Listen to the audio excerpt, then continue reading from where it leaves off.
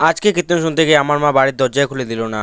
Hello guys, এখন যাবো আমরা কীর্তন শুনতে। এই যে দেখতে পাচ্ছ আমার বন্ধুরা যাওয়ার জন্য রেডি হয়ে গেছে। তো চলো, আমাদের বাইকগুলো এখানে রেখে দিলাম। কীর্তন কে শুনবে? মেয়ে দেখবো মেয়ে। এখানে কৃষ্ণ আর রাধের দর্শন নিয়ে আমরা চলে আসলাম খিচুড়ি খেতে। খিচুড়ি খাওয়া কমপ্লিট করে আমরা চলে আসি কীর্তন শুনতে।